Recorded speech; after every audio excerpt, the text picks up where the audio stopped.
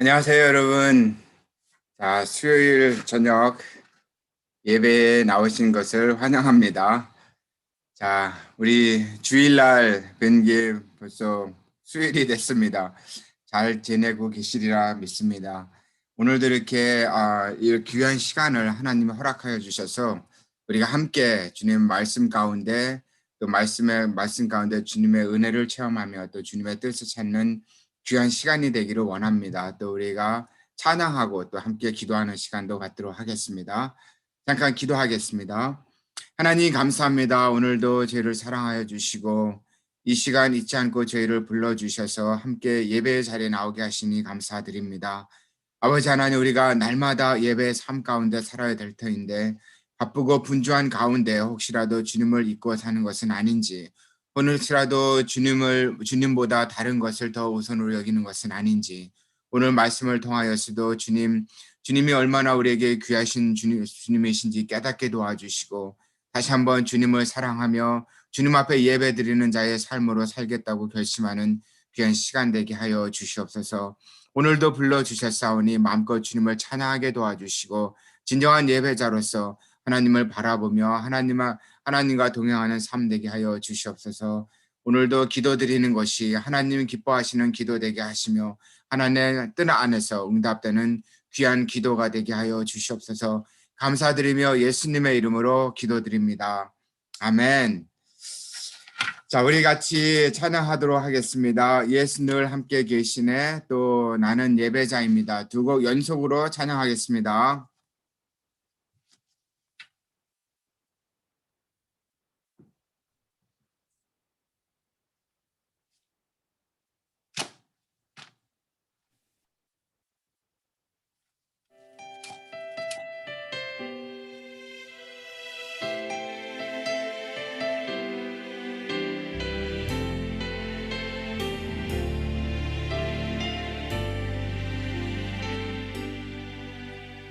고단한 인생길 힘겨운 오늘도 예수 내 마음 아시네. 지나간 아픔도 마주할 세상도 예수 내 마음 아시네. 고단한 인생길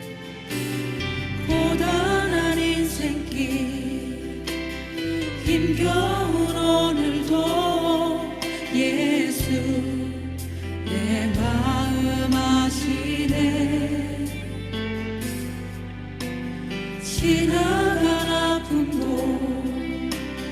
마주할 세상도 예수 내 마음 아시네. 믿음의 눈 들어 주를 보리. 이 또한 지나가리라.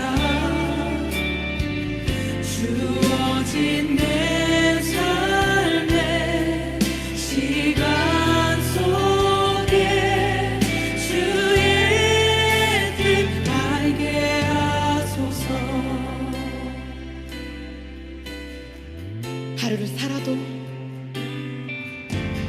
하루를 살아도 기쁨으로 가리. 예수 늘 함께 하시네. 후회도 염려도 온전히 맡기리. 예수 늘 함께 하시네. 믿음의 눈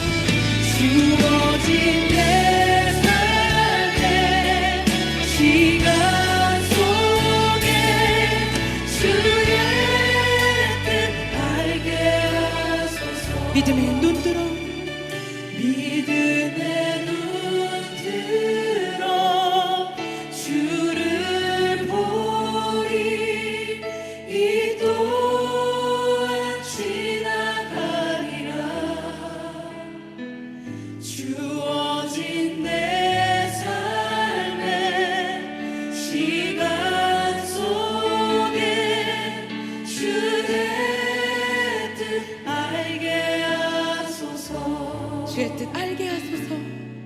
주의 뜻 알게 하소서. 주의 뜻 알게 하소서.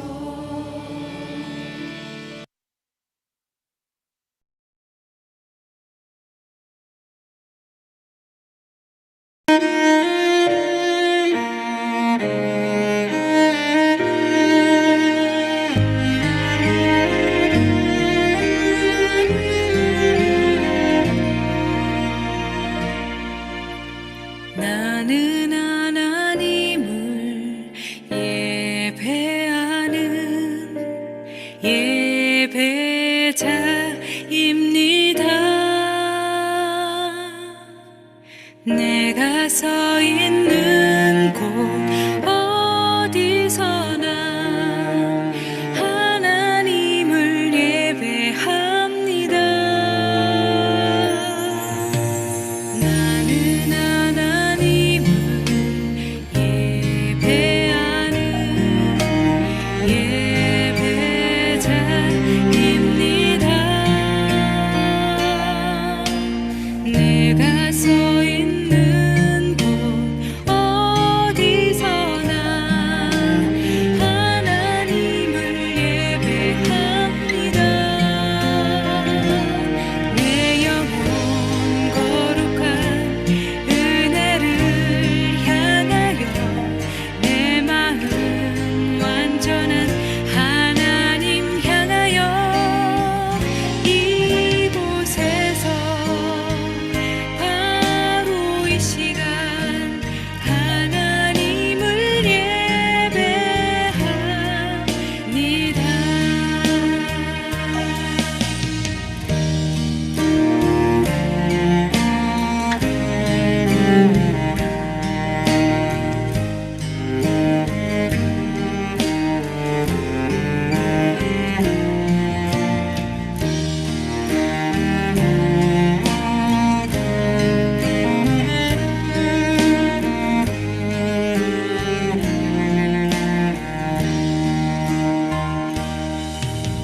나는 하나님을 예배하는 예배자입니다. 내가 서 있는 곳 어디서나 하나님을 예배합니다. 내 영혼 거룩한 은혜를 향하여 내 마음 완전한 하나님 향하여 이곳에서 바로 이 시간 하나님을 예배합니다.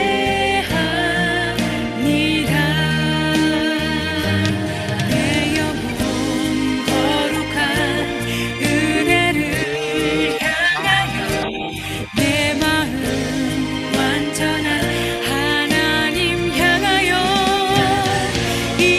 이곳에서 바로 이 시간 하나님을 예배합니다. 내 영혼 거룩한 은혜를 향하여 내 마음 완전한 하나님 향하여 이곳에서 바로 이 시간 하나님을 예배합니다. 이곳에서 바로 이 시간 하나님을 예배합니다.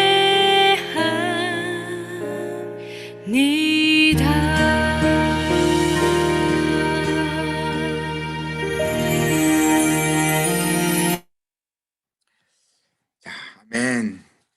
정말 우리가 찬양한 것처럼 우리가 있는 곳에서 하나님을 예배하는 진정한 예배자가 되기를 소원합니다. 또 그런 내용의 말씀 오늘 볼 것입니다. 오늘은 히브리서 11장 4절 한 절만 보겠습니다. 그리고 제가 아마 창세기 4장 11절 11장을 보고요. 창세기 4장의 말씀도 보겠습니다. 그래서 스크린에 제가 일부러라 그러면 좀 그러지만 스크린에 수요일 날은 스크린에 안 띄웁니다. 그래서 주일 날은 스크린에 띄우는 이유가 이런 방문자도 있고 초신자도 있고 여러 가지로 띄우지만 수요일 날 예배 오시는 분들은 다 하나님을 사모하고 갈구하는 마음으로 오신다고 믿습니다. 그래서 성경책을 앞에 놓으시고 수요일 날은 우리가 성경책을 찾아가면서 이렇게 말씀을 보는 것이 좋다고 생각합니다. 자, 히브리서 11장 4절의 말씀입니다. 자, 한 절인 게 우리 한 목소리로 크게 같이 읽겠습니다. 히브리서 11장 4절의 말씀. 시작. 믿음으로 아벨은 가인보다 더 나은 제사를 하나님께 드림으로 의로운 자라 하시는 증거를 얻었으니 이는 하나님이 그 예물에 대하여 증언하심이라. 그가 죽었으나 그 믿음으로써 지금도 말하느니라. 아멘. 우리 잠깐만 기도하겠습니다. 하나님, 오늘도 주님의 말씀 주심을 감사합니다. 이 말씀 가운데서 우리가 왜 예배를 드리는지, 어떻게 드리는지 우리가 주님의 말씀 안에서 깨닫게 도와주시고 하나님 앞에 예배자로 바로 설 수 있도록 주님 인도하여 주시옵소서. 감사드리며 예수님의 이름으로 기도드립니다. 아멘. 자, 신앙생활 할 때 우리가 이제 특세나 지난주 말씀을 통해서 제자가 되는 것을 많이 배웠습니다. 근데 사역적으로 보면 아마도 예배가 신앙생활에서 가장 중요하다고 말할 수 있습니다. 사실은 예배를 드리라고 우리 사람들을 창조하셨습니다. 예배의 목적으로 하나님을 프레이즈 하라고 예배 경배 드리라고 우리를 창조하셨습니다. 보통 예배 가운데 하나님의 말씀을 듣고 하나님의 뜻을 깨달으며 또 하나님의 자녀로 살아가려고 합니다.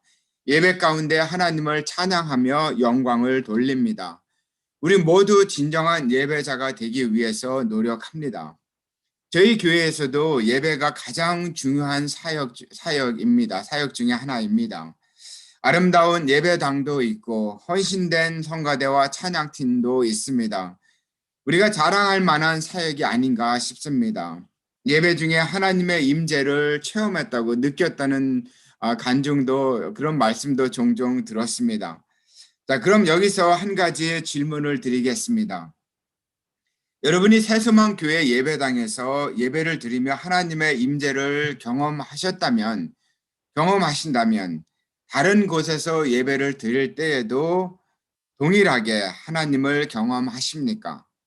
예를 들어 사랑지기나 학생 예배에서도 말입니다. 아니면 노숙자와 함께 드리는 예배 가운데서도 새소망 교회 예배당에서 드리는 예배와 동일하게 하나님의 임재를 체험하십니까? 이론적으로는 똑같은 하나님을 예배 드리기에 우리가 하나님의 임재를 체험해야 됩니다. 어디에서 예배를 드리든. 그런데 실제로는 그렇지 않을 수 있다고 봅니다. 주의가 분산하고 산만하고 시끄럽고 어지럽고 예배 분위기가 잡히지 않으면 예배할 맛이 안 난다고 보통 얘기를 합니다. 예배 드릴 정서가 안 된다고도 얘기를 합니다. 우리가 생각하는 우리만의 예배가 있기 때문이라고 생각합니다. 우리가 생각하는 예배에는 하모니가 잘 맞는 성가대가 있어야 되고 능숙한 찬양대와 찬양팀과 반주자가 있어야 됩니다. 제 말을 이해하시겠죠?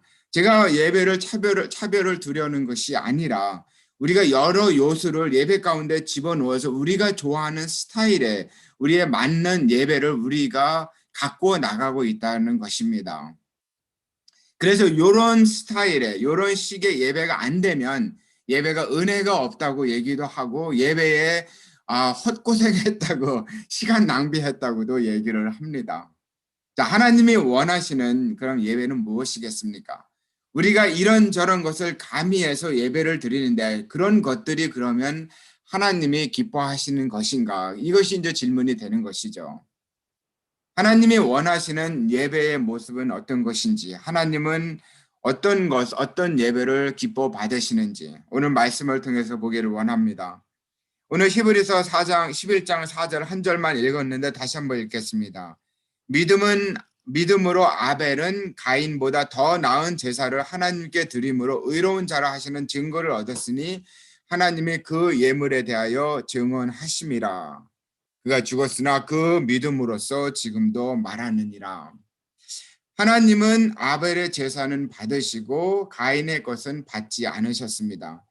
그 당시의 제사는 지금의 예배라고 말씀드려도 무방하겠습니다. 구체적으로 설명은 없는데 왜 하나님께서는 아벨의 예배는 받으시고 가인의 예배는 받지 않으셨을까요? 예배가 신앙생활의 가장 중요한 요소이고 사실 우리 삶의 처음이자 끝입니다. 예배가 처음이자 끝입니다. 그렇기 때문에 히브리서 11장에 보면 그 믿음의 선지자들이 쭉 나오지 않습니까? 그 중에서 아벨이 아마도 예배에 관한 것이기 때문에 가장 먼저 언급이 된 듯 싶습니다. 야벨을 통해서 우리가 어떤 예배를 드려야 되는지 말씀에서 찾아보기를 원합니다. 먼저 예배는 하나님의 은혜에 대한 반응입니다. 하나님의 은혜에 대한 반응입니다. 아벨은 가인보다 더 나은 오퍼링을 제물을 바쳤다고 합니다. 근데 창세기 4장에 보면 그들이 제물을 바치는 것이 이제 자세히 설명되어 있습니다. 여러분 성경책을 다 찾으시고 창세기 4장 1절부터 한번 5절까지 한번 보겠습니다. 창세기 4장 1절부터 제가 한번 읽겠습니다. 아담이 그의 아내 하와와 동침하매 하와가 임신하여 가인을 낳고 이르되 내가 여호와로 말미암아 득남하였다 하니라. 또 가인의 아우 아벨을 낳았는데 아벨은 양치는 자였고 가인은 농사하는 자였더라.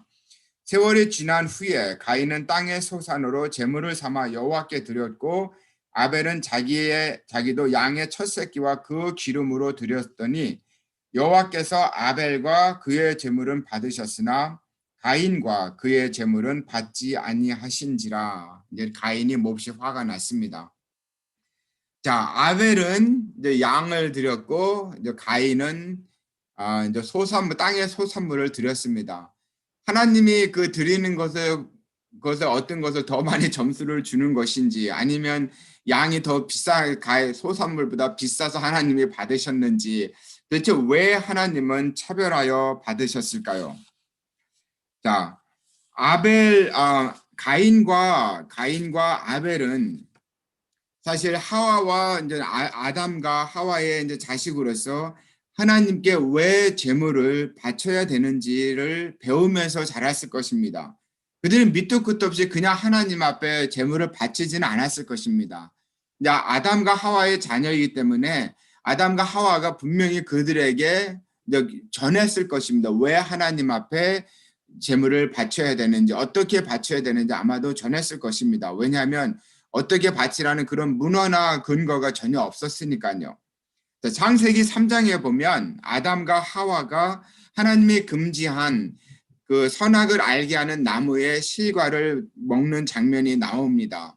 그것을 먹음으로 그들의 눈이 밝아져서 자신들이 옷 벗은 것을 보고서 이제 창피함을 느끼고 무화과 나무 잎으로 이제 치마를 만들어 입었다고 합니다. 그리고 여호와 하나님께서 아담아 내가 어디 있느냐 물어보실 때 그들은 그 죄로 인하여 창피함으로 인하여 수치심으로 인하여 동산의 나무 가운데 이제 숨었습니다. 하나님께서는 결국 아담과 하와를 불러내시고 그들에게 이제 심판을 하십니다. 너희가 이런 죄를 졌기 때문에 이런 죄를 받고 땅으로부터 저주를 받고 이제 평생을 일해서 살고 애를 낳는 고통이 있고 이런 이제 저주를 하십니다. 그런데 하나님께서 저주의 말씀만 하시는 것이 아니라 저주의 말씀 말고도 그들에게 구원의 길을 열어주시는데 그 힌트가 창세기 3장 21절에 나와 있습니다. 창세기 3장 21절을 읽어보면 여호와 하나님이 아담과 그의 아내를 위하여 가죽 옷을 지어 입히시니라. 가죽 옷은 이제 짐승을 잡고 나서 그 짐승의 껍질 표피를 벗긴 것이 이제 가죽 옷이겠죠. 그 당시에는 가축을 동물을 먹이로 사용하지 않았습니다. 동물을 먹이로 사용한 것은 대홍수, 노아의 대홍수 이후에 이제 하나님의 노아와 이제 그 언약을 맺으면서 그때부터 이제 동물을 먹게 되었습니다. 그러니까 동물을 죽이고 먹는 그런 상황이 아니었죠. 즉 이제 그때부터 이제 이제 하나님께서 이제 그 짐승 옷을 입혔다는 것은 하나님께서 짐승을 죽이셔서 그 희생 동물을 잡았다는 것입니다. 잡아서 그 가죽옷을 입혔는데 그 말은 그들의 죄를 덮어주기 위해서 희생 동물을 잡아서 가죽 옷을 입힌 것입니다. 여기서 입혔다는 동사도 이제 그 입혔다는 동사는 제가 이제 생각하겠습니다. 그거는 이제 제사장에게 입혔다는 동사와 같은 말인데, 그래서 이제 그 나중에 오실 이제 예수님을 옷을 입히는 것을 이제 표현하는데 그것은 생략하기로 하고, 아무튼 하나님이 그 동물을 잡아서 피를 내고 그들의 옷을 입힌 이유는 히브리서 9장 22절에 나오는 것처럼 율법을 따라 거의 모든 물건이 피로 정결하게 되나니 피 흘림이 없이는 사함이 없느니라. 피 흘림이 없이는 사함이 없습니다. 이것은 하나님의 원리입니다. 이 원리는 모세가 율법을 받은 후에 생겨난 것이 아니라 이미 창세전부터 있는 원리입니다. 그 원리에 따라서 아담과 하와가 죄를 지었기 때문에 하나님께서 희생동물을 잡으시고 피를 흘리심으로 가죽옷을 입으셔서 하나님의 그들의 죄를 용서하신 것이고, 또 우리가 이제 더 앞을 내다봐서 보면 결국 우리 아담과 하와의 후예인 모든 인류에게 하나님께서 희생동물, 희생양 그리스도를 죽게 하심으로 결국은 모두 용서해 주시겠다는 것을 의미한다고 볼 수 있습니다. 가인과 아벨은 부모로부터 피가 있어야 죄사함이 있는 것을 배웠을 것입니다. 하나님이 아담과 하와를 동물 가죽을 입힐 때 그때 하나님이 용서하신 것을 그들이 그 자녀들에게 나눴을 때 가인과 아벨이 그것을 듣고서 하나님 앞에 왜 바쳐야 되는지, 무엇을 바쳐야 되는지를 배웠는 것입니다. 그런데 아벨은 그 들은 대로 동물을 잡음으로 피와 함께 제사를 드렸고 가인은 피가 없이 제사를 드렸습니다. 그래서 하나님께서 가인의 제사는 받지 않으시고 아벨의 것만 기뻐 받으셨습니다. 아담과 하와의 후예인 우리들은 어떤 예배를 드려야 됩니까? 아벨처럼 양의 새끼를 잡아야 됩니까? 물론 하나님의 이스라엘에게 그렇게 희생제물을 바치라고 그렇게 희생제물을 바쳐서 죄사함을 얻으라고 모세 율법을 통해서 이제 나중에 명하십니다. 그런데 얼마나 많은 제사를 드려야 되겠습니까? 히브리 기자가 그 제물에 대해서 이렇게 얘기합니다. 히브리서 10장 3절에서 4절에 보면 그러나 이 제사들에는 해마다 죄를 기억하게 하는 것이 있나니 이는 황소와 염소의 피가 능히 죄를 없이 하지 못함이라. 해마다 죄를 기억나게 하는데 오늘 황소와 염소를 잡아서 그 피로서 제사만 했는데 그것이 능히 다 제사함을 못하기 때문에 내년에 또 해야 되고 제사 지내고 나서 또 죄를 지내 또 제사를 지내야 되고 결국 끝이 없다는 것이죠. 그래서 다시 히브리 기자가 이렇게 얘기를 합니다. 히브리서 10장 4절에 보면 이 뜻에 따라 예수 그리스도의 몸을 단번에 들으심으로 말미암아 우리가 거룩함을 얻었노라. 이제 하나님의 once for all 단번에 들으심으로 단번에 모든 것을 위해서 다 들으심으로 우리가 제사함을 받은 것입니다. 하나님의 은혜로 예수님께서 스스로 희생양이 되셔서 십자가상에서 돌아가셨습니다. 그의 피로 우리가 제사함을 받았습니다. 그러니 우리는 다시 희생 동물을 잡을 필요는 없습니다. 단지 영원한 희생제물로 돌아가신 예수님을 믿음으로 예배의 자리에 나가야 됩니다. 예수님을 피로써 구원받았으니 그 하나님의 은혜에 응답하는 것이 바로 우리의 예배인 것이고 바로 예배의 자세인 것입니다. 하나님의 은혜가 너무 감사해서 제사함의 은혜가 감사해서 하나님의 날마다 축복해 주는 것이 감사해서 그 감사함에 하나님 앞에 예배를 드리지 않고는 견딜 수가 없는 그 간절함 때문에 우리가 예배의 자리에 나가는 것입니다. 그것이 바로 예배의 이제 첫 번째 요소라고 볼 수 있고, 두 번째로 예배는 우리의 가장 좋은 것을 주님께 드리는 것입니다. 당시에는 성경이 없었지요. 율법에 나오기도 전이었기에 어떻게 구체적으로 예배를 드리고 제물을 바쳐야 될지 그런 지침서나 그런 말씀이 없었습니다. 그러나 그들이 만약에 여호와 하나님이 누구이신지를 안다면 당연히 가장 좋은 것을 바쳐야 되는 것은 당연한 것입니다. 그거는 상식적인 것이죠. 사랑하는 사람에게 좋은 것을 주고 싶고 또 존경하고 경외하는 사람에게 자기 것을 소중한 것을 드려야 되는 것은 당연합니다. 사랑한다 하면서 그냥 찌꺼기를 드리고 먹다 남은 것을 드리고 그냥 별 나한테 쓸모없는 것을 드릴 수는 없지 않겠습니까? 아벨이 바로 그렇게 했습니다. 저에게 가장 소중한 것을 드렸습니다. 아벨은 양의 첫 새끼와 그 기름을 드렸다고 합니다. 양의 첫 새끼는 상징적으로 자신의 모든 소유를 드린다는 것이며 기름은 양의 고기 중 가장 귀한 부분입니다.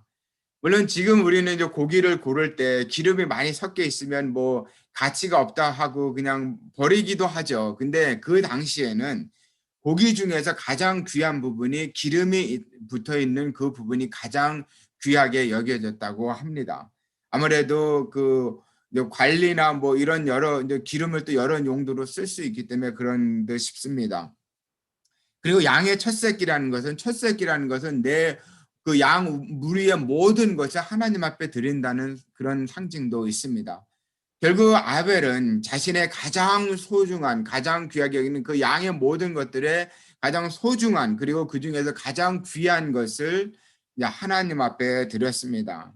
근데 가인은 그 땅의 소산을 드리는데 어떤 소산을 드렸는지 말이 없습니다. 뭐 첫 소산물도 드린 것도 아니고 그런 말이 없는 것을 보면 마지못해 바치는 태도를 보여준다고 할 수 있습니다.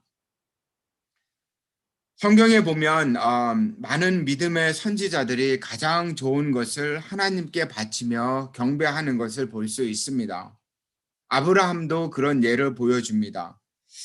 어느 날 하나님은 아브라함에게 어딘지는 모를 곳으로 이제 떠나라고 명령을 하십니다. 이제 창세기 12장에 보면 그런 명령을 하시죠. 너는 너 아비와 친척 아비 집을 떠나서 이제 내가 이룰 곳으로 이제 가라고 하십니다. 그것이 나중에는 이제 하나님이 약속하신 가나안 땅이지만 근데 당시에는 그것도 모르고 떠나라고 하면서 떠날 때 이제 하나님께서 네 자손을 장대케 하리라고 약속을 하십니다. 그리고 창세기 15장에 보면 그 약속을 다시 확증하시는데 저 하늘에 빛나는 별들보다 셀 수 없는 별들보다 네 자손이 더 많겠다고 이제 축복을 하십니다. 아브라함이 가나안 땅으로 떠나갈 때 하란을 떠나갈 때 75세였습니다.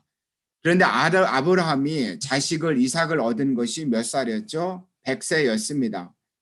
무려 25년을 기다려서 이제 다 포기한 상태였습니다. 천사가 와서 아기를 낳을까 하는데 사라가 막 비웃었습니다. 어이가 없어서 웃었다고도 합니다. 그러니까 다 포기한 상태에서 25년 후에 얻은 이삭이니 그 자식이니 얼마나 그 자식이 소중했겠습니까? 그런데 이삭이 자라서 이제 청소년이 되었을 때 한 13살 정도 되었을 때 하나님께서 그 이삭을 바치라고 하셨습니다. 아니 이게 무슨 말입니까? 하나님이 주시고 다시 바치시라니요. 그리고 누구도 아니고 가장 소중한 이삭인데 차라리 내 자신을 내 생명을 다 달래면 드릴 텐데 어찌 차마 자기의 가장 소중한 이삭을 바칠 수가 있겠습니까? 그런데 아브라함은 그 명령을 듣고 그 다음날 바로 그 하나님이 명하신 모리아 산으로 이제 떠납니다. 이삭을 바치기 위해서. 모리아 산에 거의 다 와서 아브라함이 종들에게 이르되 창세기 22장 5절에 보면 너희는 나귀와 함께 여기서 기다리라. 나는 아이와 함께 가서 저기로 모리아 산 꼭대기로 가서 예배하고 우리가 너희에게 돌아오리라.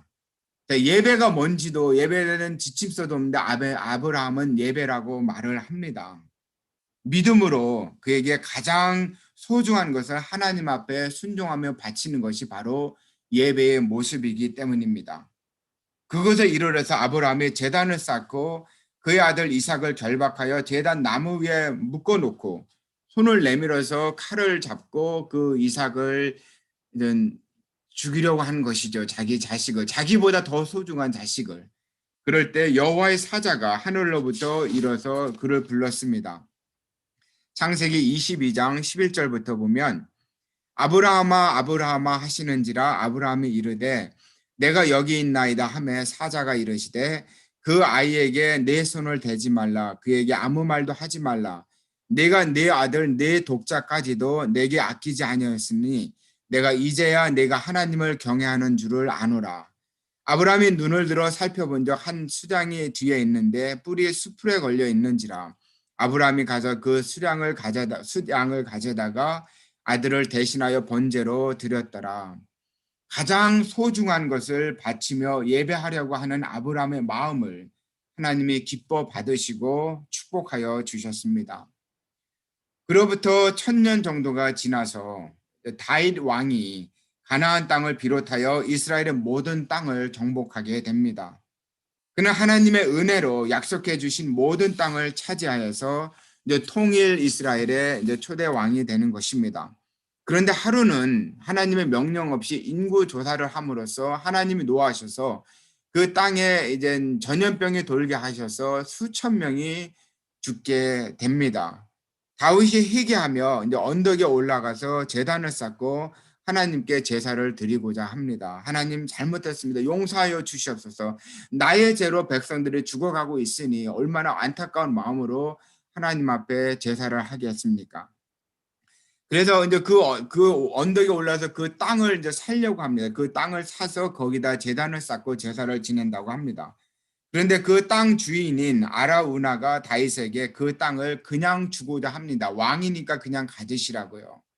그때 이제 다윗이 이렇게 얘기합니다. 사무엘하 24장 24절에 다윗이 왕이 아라우나에게 이르되 그렇지 아니하다. 내가 값을 주고 내게서 살이라. 값 없이는 내 하나님 여호와께 번제를 드리지 아니하리라 하고 다윗이 은 50세겔로 타작 마당과 소를 사고 그곳에서 여호와를 위하여 제단을 쌓고 번제와 화목제를 드렸으니 이에 여호와께서 그 땅을 위한 기도를 들으심에 이스라엘에 내리는 재앙이 그쳤더라 이렇게 말하고 있습니다. 여러분 그 땅이 어디인지 아십니까? 바로 1000년 전에 아브라함이 자기에게 가장 소중한 이삭을 바치고자 했던 모리아 산이었습니다. 1000년 전에 그리고 1000년이 지난 후에 다윗도 내가 값이 없이는 하나님께 번제를 드리지 않겠노라고 그리고 왕인데 그냥 백성의 그 땅을 돈을 주고 사서 거기에 제단을 쌓고 번제를 드리고 하나님 앞에 제사를 지냈습니다. 왜냐하면 예배라는 것은 나에게 가장 소중하고 귀한 것, 나의 베스트를 하나님 앞에 드리는 것이 예배의 본질이기 때문입니다. 이것은 아브라함이나 다윗만의 얘기는 아닐 것입니다. 우리 모두도 하나님의 은혜를 경험하지 않았습니까? 여러분 예수님이 어떻게 여러분을 찾아오셨는지 기억하실 것입니다. 우리가 죄인 되었을 때 우리가 예수님을 알지도 못하고 예수님을 미워하고 경멸하고 예수님을 우리가 핍박했을 때 예수님께서 십자가에 달려 돌아가셨습니다. 모든 물과 피를 흘리심으로 우리의 죄를 사해 주셨습니다. 우리가 길을 잃고 방황할 때 주님이 우리를 찾아오셨습니다. 여러분 모두 그 은혜를 경험하지 않으셨습니까?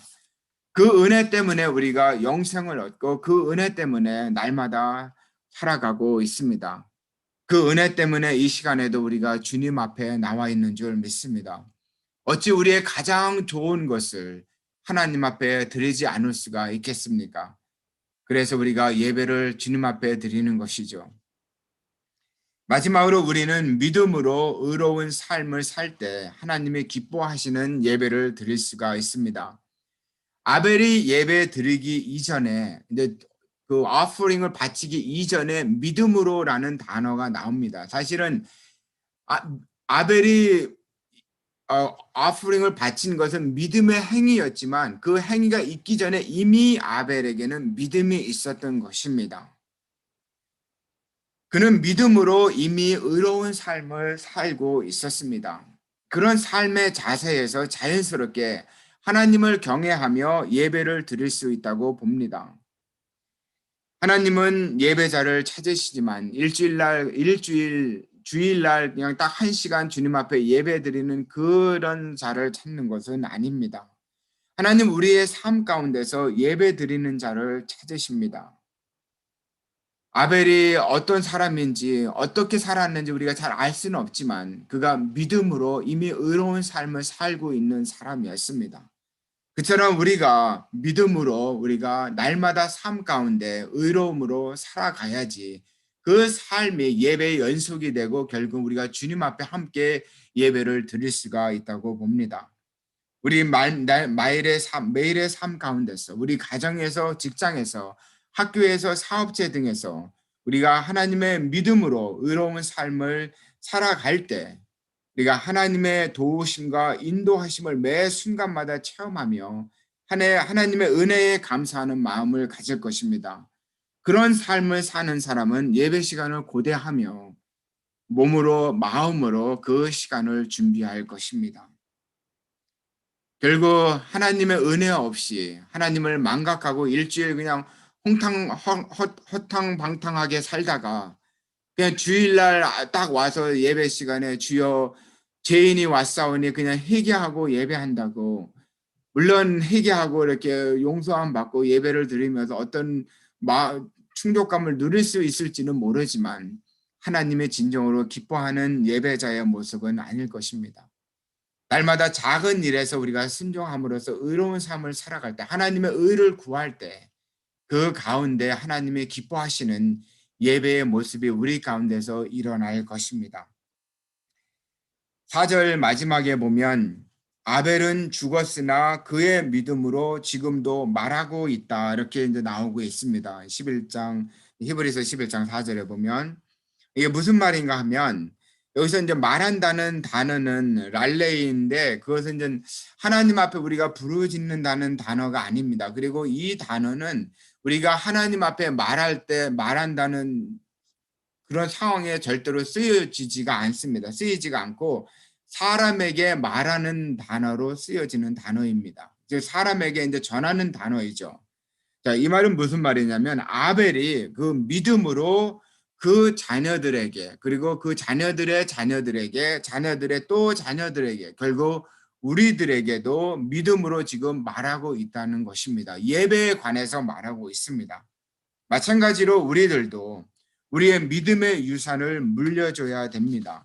우리의 의로운 삶을 통해서 말해줘야 됩니다. 가르쳐줘야 됩니다. 쉽지 않은 일이겠죠.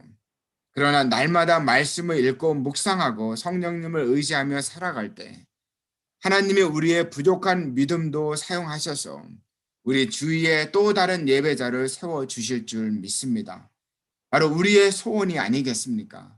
우리의 친구와 가족과 친지와 모든 사람이 같이 하나님 앞에 예배자로 세워지는 것을 우리가 소원하며 기도하며 살아가고 있지 않습니까? 진정한 예배자는 이렇게 옆 사람에게 영향을 줍니다. 진정한 예배자는 또 다른 예배자를 만들 수밖에 없습니다. 왜냐하면 믿음으로 말하기 때문입니다. 아벨이 그런 것처럼 또 여러분이 그러는 것처럼 진정한 예배자는 또 다른 진정한 예배자를 세워 나갑니다. 하나님은 오늘도 예배자를 찾으십니다. 그냥 건성으로 예배드리는 자가 아니라 진정으로 예배드리는 자입니다. 하나님의 은혜가 너무 감사해서 예배드리지 않고는 내가 참을 수 없는 그런 마음을 원하십니다. 내가 주일이 오는 것을 얼마나 고대하며 기다리며 마음으로 몸으로 준비되며 또 기도로 준비하며 그런 자를 찾으십니다. 우리가 가장 소중히 여기는 것보다도 주님을 더 갈망하는 마음입니다. 우리 모두 진정한 예배자가 되어야 될 줄 믿습니다.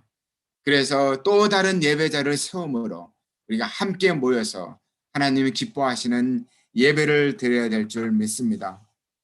다시 한번 수요일 날 예배에 나오신 모든 분들은 이미 하나님을 사랑하시고 하나님의 은혜에 살아가시는 분인 줄 믿습니다. 여러분들이 우리 교회의 기둥들이시고 여러분들이 진정한 예배자이기 때문에 우리 교회가 아름다운 예배로 드려질 수 있습니다. 우리가 여기서 만족하지 말고 더 분발해서 하나님의 은혜에 더 감사하고 매일의 삶 가운데서 하나님 앞에 예배자로 살아가고 또한 우리가 또 우리의 가장 소중한 귀한 것을 하나님 앞에 바침으로 또 다른 예배자를 세워가는 우리 개인들과 우리 교회가 되기를 소원합니다. 잠깐 기도하겠습니다. 하나님 감사합니다. 오늘도 말씀을 통하여서 우리가 어떻게 예배를 드려야 되는지 어떤 예배자가 되는지 보여주셨습니다. 우리는 예배라 하면 예배의 형식이나 예배의 노래나 예배의 스타일이나 이런 것들을 애적인 것을 바라보고 좋았다 예배가 좋았느니 나빴느니 예배가 은혜로웠느니 안 은혜로웠느니 하지만 하나님이 원하시는 것은 예배자의 마음인 줄 믿습니다. 하나님 우리가 진정으로 예배하는 자가 되게 도와주시고 하나님의 은혜에 감사해서 예배 드리지 않고는 배길 수가 없는 예배 드리고자 소망하며 소원하는 심령이 되게 도와주시고 또 날마다 삶 가운데서 예배자의 모습으로 살아가게 하여 주시옵소서. 그래서 우리가 주님을 예배하듯이 또 다른 자가 우리와 함께 예배케 하여 주시고 우리가 함께 모여서 한 목소리로 주님을 찬양하며 예배하는 공동체로 축복하여 주시옵소서. 감사하며 예수님의 이름으로 기도드립니다. 아멘. 우리 같이 이제 선한 능력 같이 찬송하시고요. 그 찬송 끝나고 우리 그 노래에 맞춰서 또 같이 잠깐 기도하는 예배를 위해서 오늘은 기도하는 시간을 갖도록 하겠습니다. 이제 우리 선한 능력 같이 찬송하시겠습니다.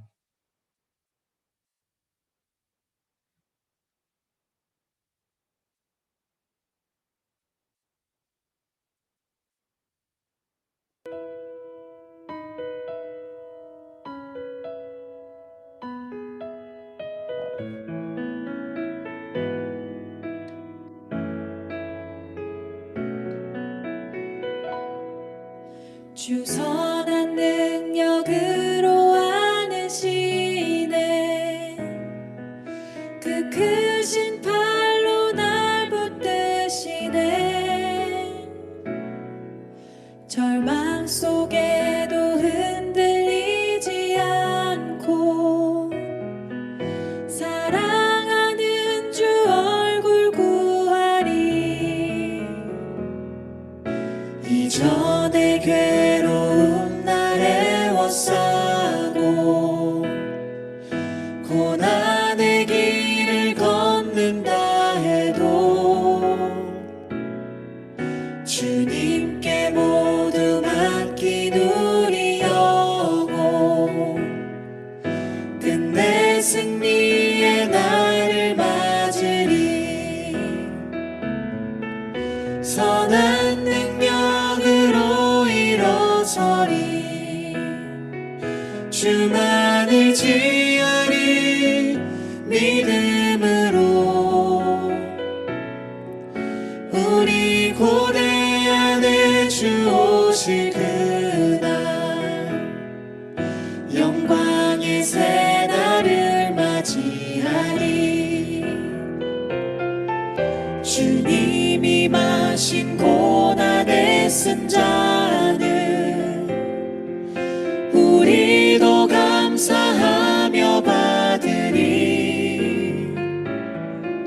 주님의 남은 고난 채워가며 예수와 복음 위에 살리라 선한 능력으로 일어서리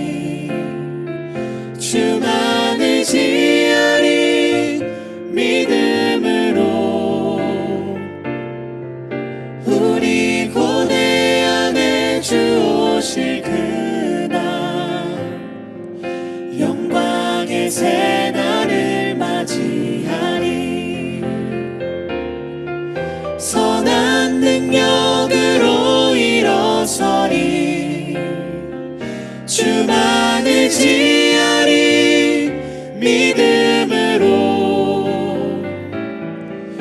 우리 고대 안에 주 오실 그날 영광의 새날을 맞이하리 선한 능력으로 일어서리 주만을 지하리 믿음으로 우리 고대 안에 주 오실 그날 영광의 새날을 맞이하리 승리의 새날을 맞이하리.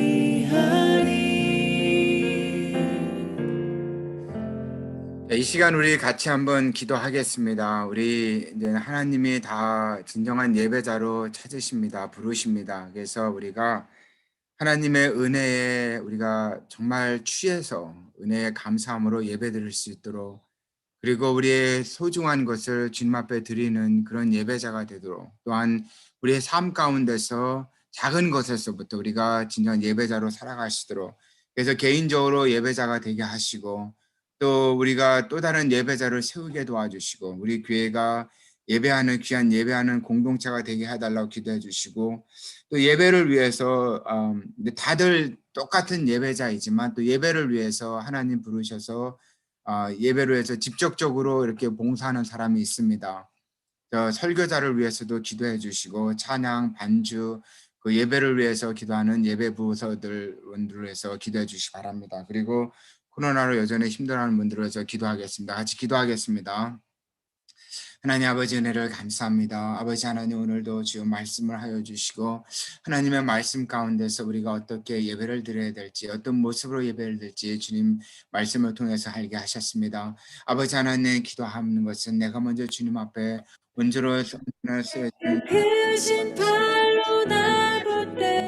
하나님 앞에 정말로 은혜의 감사함으로, 하나님의 은혜 때문에 정말 취한 자가 돼서 주님 앞에 예배 드릴 수 있는 심령이 되게 도와주시고, 예배를 할 수 있는 예배자가 되게 하여 주시옵소서.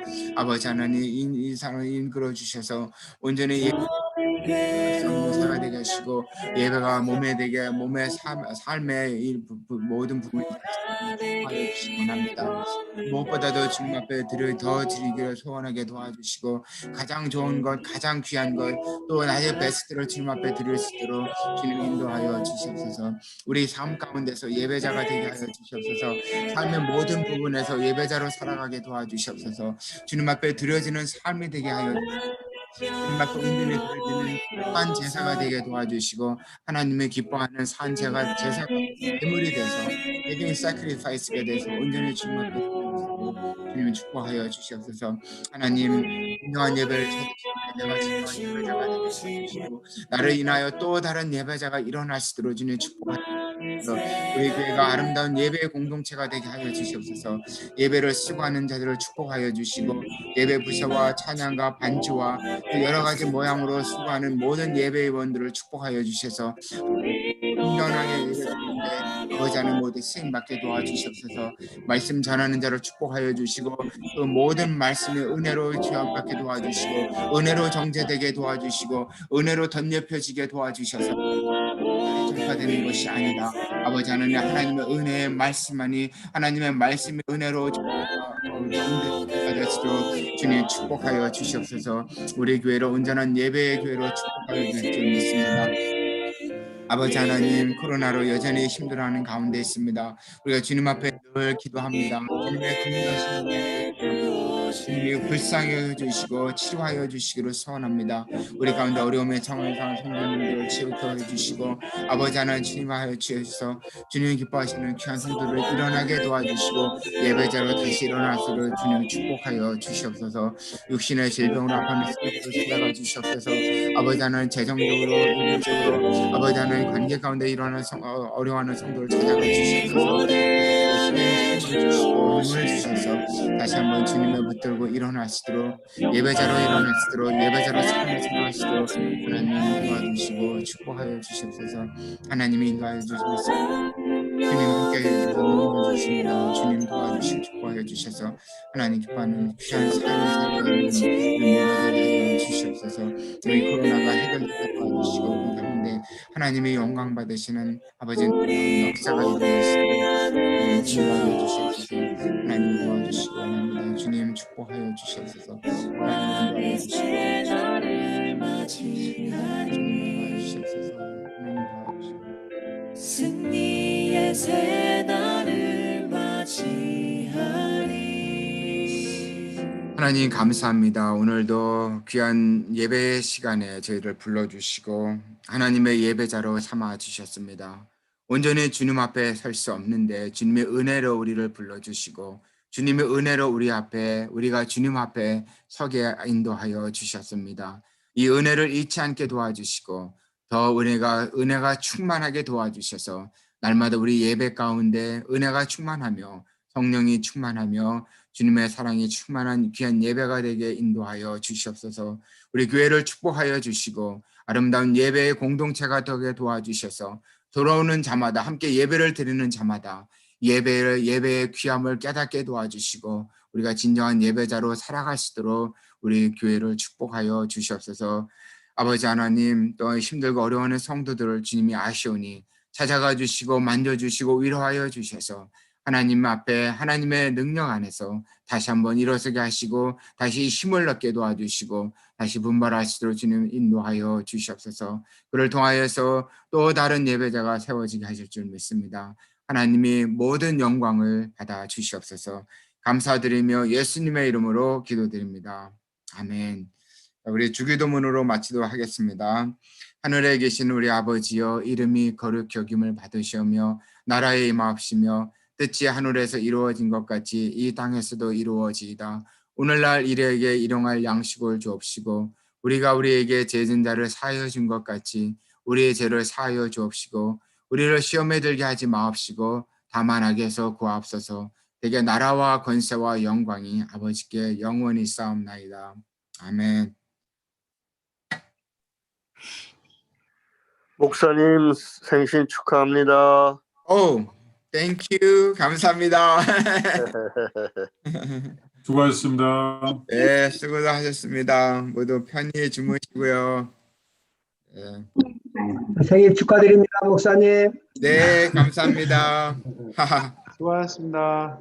네, 아, 목사님 오늘이 생일이죠? 그랬나요? 오늘이죠, 오늘.